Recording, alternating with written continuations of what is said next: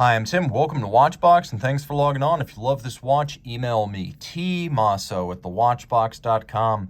Your purchase and pricing email question line for buying this or any watch you see on any Watchbox platform. Please reach out to me directly for pricing, tmosso@thewatchbox.com. Today, we're discussing a watch that launched in 2007. This is the Urwerk UR-103.08. They call it the TiALN, or TiALN, because of the use of a stainless steel case core on top of which is deposited a 4-micron layer of titanium aluminum nitride. Why? Because its lovely brown-violet color is otherworldly and gorgeous, but also because it has a hardness of 4,000 Vickers. That's right, this is about as scratch-resistant as a metal watch gets. Talking size, it's 50 millimeters from end to end. Across the case, it is 36.1 millimeters, and it has a thickness of 13.8 millimeters. Throw it on the wrist. You can see, as with any Urwerk, it sits a little bit differently, but you can also see that the lug pivots are inboard at the end of the case, so it actually wears quite well on my wrist. I believe on a wrist as small as 15 centimeters circumference, you could wear this. You can see how you read the time. Right now, it is about 4:34.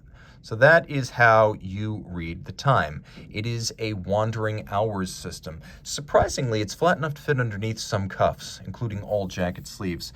This is a watch that is remarkably different and proprietary in every way, down to the strap, which you can see is thick, but also built to conform to the case. You can see these lug junctions are by no means standardized. Here we have a spring bar system. Here we have a system of screws and bars. You see what I mean when I say the pivot centers are actually inboard of the edge of the case? The strap is thick with large rectangular scale alligator leather on the top, calfskin in black on the bottom. This is a brand new Urwerk factory strap. You can see that we have a pronounced taper with a graduation of the scales from large to medium to small. And then we have a buckle, which matches in a combination of steel and titanium aluminum nitride. You can see that the buckle, like the rest of the case, has a little bit of a patina. This does develop a little bit of a patina over time, and that's just the nature of the material. But you'll still note that there are distinctions between satin-finished elements on this watch and polished elements. We also have a case that is profiled quite typically for a UR-103, and you can see it has a broad open display of the carousel on which the wandering hours are made visible. So the UR-103 initially had a much more encompassed and cloistered carousel, which would reveal only the disc in play. And with the 103.03, the cover was peeled back to reveal most of the carousel, which is an anti-magnetic corrosion-resistant alloy. But what's really important is that it's also an important part of the theater of the watch. Pull the crown out, and now we can actually set the watch, and it is an absolute pleasure to operate this system. It's called Wandering Hours, originally a Renaissance-era clock complication. Audemars Piguet resurrected it for wristwatches in 1991. Urwerk does not use a star wheel system for rotating the discs like Audemars Piguet. AP uses the star wheel, the pawls, the springs. This is a Maltese cross system, which is more shock resistant and requires less maintenance. So you can see right now it's 5 o'clock. Now it's 5:15. Now it's 5:30. And as the current hour exits stage left, the succeeding hour enters stage right, and that's how that works.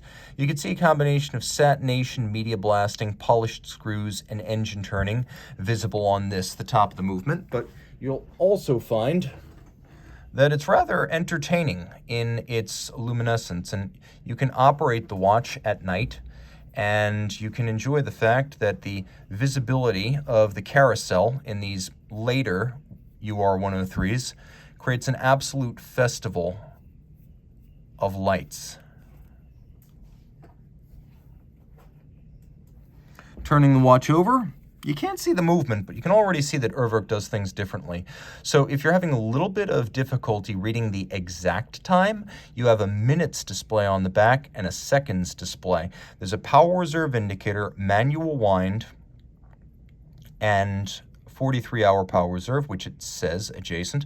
You might be confused. It says titanium. The Caseback itself is made of blackened titanium. The case is steel and titanium aluminum nitride. Now, there's something a little bit alien to most watch brands, and that is a little means of tuning the watch yourself. So with a small screwdriver, you can actually change the position of this index to the good or to slow the movement to make it more precise. So a little bit of adjustment can be done, assuming you have a chronoscope at home, to actually adjust the timing of your watch so it keeps good time in between services. The movement is a manual wind caliber called caliber 3.03. It has the satellite display system, manual wind, 43-hour power reserve. It beats away at 6 beats per second, and of course it has the Caseback power reserve indicator display, which you can see right here. It is a remarkable machine inside and out, and very rare, from one of the original independents. Let's not forget that Urwerk was founded back in 1997, and that was the first year they exhibited at Basel. The pioneers in the space, and still among the best. Reach out to Tim Mosso at thewatchbox.com for pricing details.